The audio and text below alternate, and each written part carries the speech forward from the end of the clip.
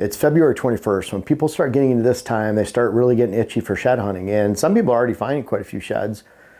And I want to look at when you should be getting out and shed hunting and why. And there are some risks with going too early and too late. If you go too late, the squirrels can munch on them. It seems like some areas, they hit shed antlers fast, those squirrels. It's like they're waiting for them to hit the ground. They go in and start eating on them, gnawing on them. I don't know exactly how long it takes for a shed to be gone, but it doesn't take that long.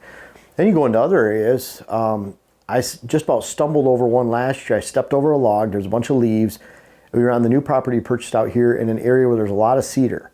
And in that area, there's not a lot of squirrels. There's not a lot of mass production in that area. And I'm not saying, mice eat them. There's other things too, but squirrels are really hot on them. So we went by that area and I stepped right over the log. And then my son Sam was behind me and some tips were sticking up through some leaves. We found a shed that had been there. Now that was a year old. So it'd been there for quite a while. And it was chewed on a little bit, but in some areas that would have been down to a stub. So they can last for a while. At the same time, squirrels can get them. But if you go in too early and you only have a few spots to shed hunt, like we have our farm here, 245 acres in Minnesota. If we go in early, we're pushing deer off to other neighboring parcels, and there's not everyone shed hunts out here. And so we're going to lose some shed antlers. Now, for us, we have a lot of trail cams running still, cell cams, regular trail cams. So we get to see what bucks made it through. We already have an idea there. I don't think there'll be any surprises that one didn't make it through. Again, a lot of people ask about Venti. They want an update on that. I give that over and over again, like in comments on YouTube. But Venti was a buck we were after. He was about 18 points this year, 21 points last year. But he was shot around opening day of gun season. And I need to find out the full story.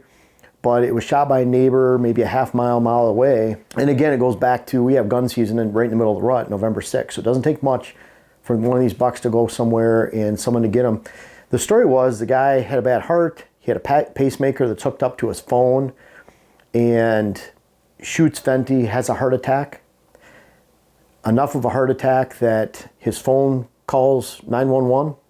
911 came out and found his GPS location and saved the guy. He got his buck, and that was kind of the story of Venti. So if that's the true case and that's secondhand, kind of cool he got the buck. And he's got a bad heart. It's awesome that he got Venti, that everything's okay. And if that's the story as we know it, you can't. I didn't hunt Venti this year because we had other 5 and 6 year old bucks. I never went specifically to hunt him. I think if he went by, I probably would have tried to shoot him. But I think Dylan probably wanted me to hunt him more than I did. Dylan just wanted to see him. Yeah, we wanted to see him up close and personal. And that's kind of one of the things we try to do too. You just like to see these bucks. But I found though, especially the older a buck gets, if you don't hunt in that specific area, you're probably not going to see that buck unless it's during the middle of the rut. Because that's the one time they might expand the range during the daylight hours. The rest of the time it's a pretty tight window. We didn't see Venti for 2 days on trail camera. And I thought he's got to be dead because he was so regular. I think we'd see him 7 or 8 days in a row during shooting hours in specific locations. Very tight window. So when he didn't pop up for a couple days and then 3 or 4 days, and then I think it was about 10 days later around opening day gun season in Michigan on November 15th, I was up there hunting with my son Jake on public land, and I got the news that he'd been shot around opening day. So, but bottom line is, we're looking for specific bucks. We've already seen they made it, but it's just fun shed hunting. And shed hunting I found last year on a new property, that was a great time to get out. And that's still, I haven't been back to some of those areas that I shed hunted back last spring because they're in heavy deer areas I won't go into during hunting season. And I have a lot of chores in the off season that we talk about doing. And so, there's a lot of times I'm not into those areas. But when it comes to shed hunting, if you shed hunt too early, you can push those deer away. If you hunt too late, the squirrels can get them. We're fortunate that we have snow around here, so if we push our timing off with shed hunting, for example, we're getting about 6-7 inches. They're saying 3 to 6 inches right now. Keep changing that of snow today on February 21st. So we're going to get our sheds that are out there covered with some snow, and that allows us to push it off a little bit more because we're still seeing bucks holding. We're still getting bucks going by that are holding both. I think Dylan and I shot, was it 10 days ago, the last time we filmed? Oh, it's been a bit. I think it was the second. Or it might even be it's been longer. It's been a good Actually, while. I think we had to shoot like 13 videos that day. So, yeah. But at that time, Dylan and I talked, and I thought at least 50% were holding. And I would say more, it's like 20-30% are still holding both. And we're seeing some half racks, but we're seeing a lot with no antlers. And so I like pushing off that timing a little bit so that we can collect more out there and we're not pushing the deer around the woods. And so even when I've been cutting on property, I'm going into areas of the property I don't think a lot of deer are holding and using right now or bedding in. I'm creating bedding for the fall, not right now. And so I'm trying to be strategic about that where I'm actually hitting the woods. So we look at a specific time frame. Here at home, I want to tell you some of the conditions. We have really good ag land in the Midwest. It wouldn't be the same if it wouldn't be any different if this was in Kansas, Kentucky, West Virginia, Tennessee, Illinois, Indiana, Ohio, Pennsylvania, Vermont, wherever it might be where you have really good ag land and you don't have winter kill. Then when those deer have that food and they have good food supply, even if there is a little bit of appreciable snow in winter, like around here, we've had extreme cold. We'll have times where it'll go 2 weeks and it's below zero every day. You know, we have the last couple of days of the season, we were hunting when it was 0 and 6 degrees, and I'm talking actual Fahrenheit temperature. So it gets really cold over here in Minnesota. We get a lot of snow that's been hanging around for forever. Even though we don't get a lot of snow, it hangs around in the woods forever. So it's covering up ground vegetation and browse. And that can be a good thing because it pushes off the timing for when we can go in and look for sheds. So I'm being very careful. I look at a range right now of March 1st to March 15th that we should be in the woods shed hunting. Obviously, we're only a week away from March 1st, and we still have bucks holding. If we go really push it hard right now, we're going to push some deer off the land. They might drop somewhere else, and it's fun to collect them, whether we're doing anything not.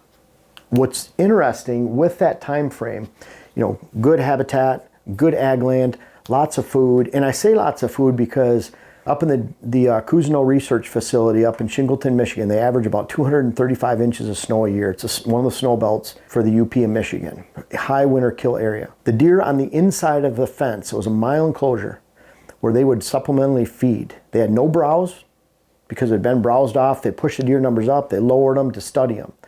John Azoga and the guys that were up there, Lou Verm and others, Fredericks was another one, they wrote peer-reviewed articles, and John Azoga has over 100 that he was either co-authored or part of, 100 peer-reviewed articles, which is the most of any deer research biologist out there, I believe, most quoted deer research biologist. He told me that, you know, up there it was pretty common. We'll talk about an area like that, but bucks were losing their antlers around Christmas time, New Year's, first part of January. The deer on the inside of the fence were losing them in March, end of February, mid-February. The only difference between outside and inside the fence, and sometimes it was high population inside the fence, they simply were supplementally fed, so their condition was better. So think about that. Here, we're looking at, that's a safe zone that I consider right there, and by the time we have snow, we can push that off a little bit. The squirrels aren't getting them that much either. I'll show you a shed, interesting, we found these this year. So we put a little 22 down on the bottom right there in marker.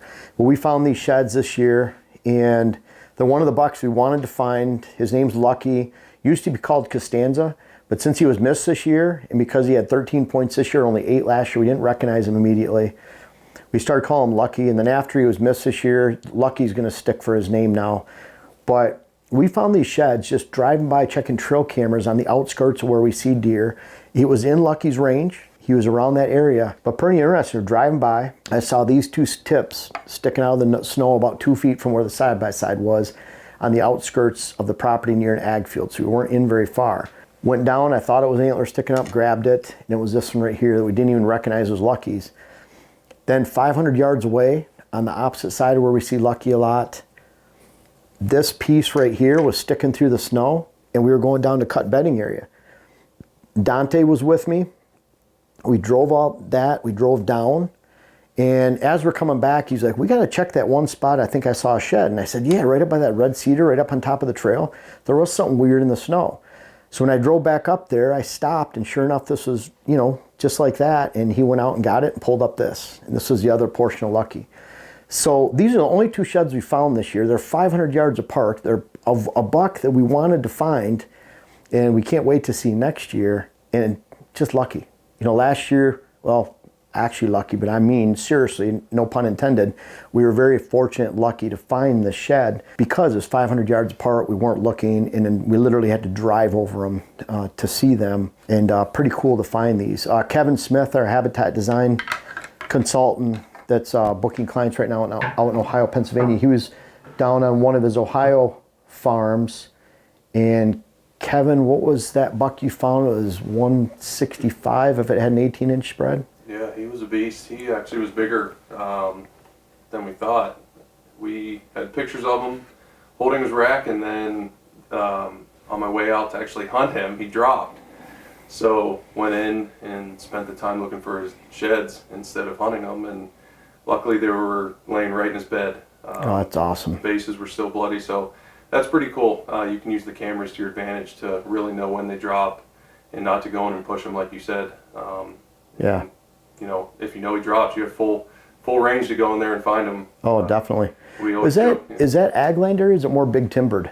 all big timber, big oak ridges. Not much ag at all around that area. Lots of little fingers, hills, so that age class can really get up in there. So Well, what's interesting about that too is we'll talk about down here in average habitat. I would actually go recommend shed hunting a little earlier, where you don't have that high ag supply. And I reckon that, about February 15th, and you just found that. So he dropped right around January 20th. Yeah.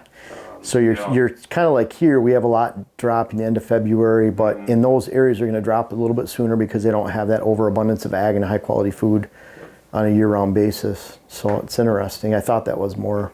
Sheds are where you find them. That's what I tell people. Yeah, exactly. One of the things, Kevin and I were out in a property in Ohio, and this is, you don't like finding deadheads, but it's pretty cool, and that's one of the things. Dylan, I remember finding a great deadhead a few years ago. That's got to have been 4 or 5 years ago. You found that dead hunt on a several years ago now. Client property, and I found some really nice ones. But Kevin and I were out on a property in Ohio together for a client, and we saw a bunch of hair on the ground. I'm like, where's the body? It's like you see all that hair and hide. And Kevin started looking in this tangle right next to it, and he's like, man, he's huge. And I thought he was being sarcastic, and went over there, and the buck you're seeing right now is a beautiful buck. The landowner was after, unfortunately found him dead, but that's part of the fun of shed hunting, is at least finding what happened with these bucks and searching. So one of the things I talked about, like in the UP of Michigan, that number 2 area, that high winter severity, poor habitat, you can start looking January 15th. I've had times where between Christmas and New Year's up in the UP of Michigan with a trail camera, that 70-80% of the bucks that came by either had one antler or no antlers, and that was between Christmas and New Year's. By the time you get into mid-January, a lot of those bucks have dropped. I've even seen that in southern Ohio, where there's not a lot of clear cuts on big public land, and we've gone out there for muzzleloader season in early January and seen shed bucks and found sheds during that time from that year. So think about those really poor quality habitat areas, high winter severity. The cool thing is in another one of those risks that you have to consider is if there's excessive snow. Shingleton, Petrograd Deer Yard, 235 inches of snow. Even the Laughing Whitefish Deer Yard down by Rapid River, they might get 70, 80 inches of snow. Marquette, Michigan, 175 inches. Munising, 180, 84 inches. Get up into the Houghton, Hancock area, they're getting over 300 inches. You can wait on those. So you just wait till spring when everything's breaking up. Sure, they might drop in Christmas and New Year's, but not much is going to find them being covered up like that until that time. So definitely worth the wait in some of those areas. But if you're going into some of those areas too soon, you're putting a lot of stress on those deer herds, pushing them around, and you're basically reducing the number of days that they can survive a long window off the back end. And that's why in areas, Minnesota, they rerouted snowmobile trails around deer yards, so they're not putting excessive stress on the deer and reducing their energy supply. Think about it too, a lot of people don't understand that the younger deer die first. Older deer, a buck can go in with half a tank. He's going to survive 2.5, 3.5-year-old buck and older. He's going to survive that winter because he has a lot more in the tank versus his overall body weight and body size and extremities. Where a little fawn can go in with 100% full belly into the winter, and it won't make it as long as that older buck that's been depleted by 50%. So think about some of those things right there, but you really have to be careful going in those deer yards and looking.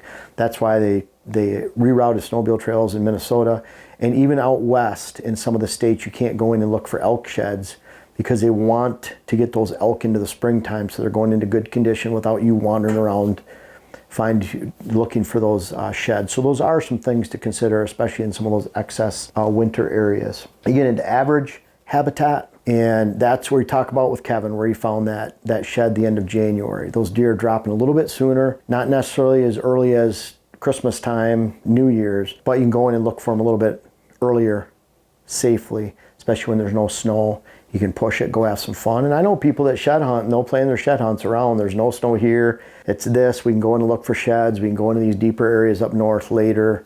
And some people go state to state and hunt. And finally on public land, it's almost like a race. So where the deer are going to be, you can push them around a little bit. They're going to stay on public land. If it's not a deer yard and it's not a severe winter area, the time to go shed hunting is now. Probably past time. You could have started hunting mid-January, end of January, early January. You're just pushing deer around that might have dropped their antlers somewhere else, but typically where they're dropping is on public land too. So you can put a lot of miles on, enjoy public land, but if you don't get to them quick, someone else will, or you don't have that problem on private land unless you have to deal with trespassers or something. It's crazy. I hear about people trespassing for sheds, for shed hunting. They would never trespass those same individuals for deer hunting, but it seems like sheds sometimes it's, they're just going to walk through real quick, see if they can find something, and hopefully you don't have problems with that on your land. Like we've had problems with ginseng and mushrooms in the past with some hunters coming through that wouldn't have necessarily hunted in those areas during the season, but they're going after the resources, which is just as bad. So when should you shed hunt this year? Kind of think about the habitat. I don't like when people throw dates out there. Even some of the shed rallies and shed hunting times, they're on a specific date, which may or may not be appropriate for your land. So I hope some of these ideas make sense for when you should head out to the woods to shed hunt this season. Folks, I want to make sure you check out my web class video series, whether it's how to design your food plot program or how to design your property in general. And we have a new one coming out that'll be how to hunt the rut. But these bucks back here are a testament. Some of these bucks go back to 93. They're even in different states. I urge you to check out those web classes so that you can help yourself, help your land, help your hunt. The link is in the description. And also for those that have tried them out, I encourage you to offer some feedback in the comments below. Thank you.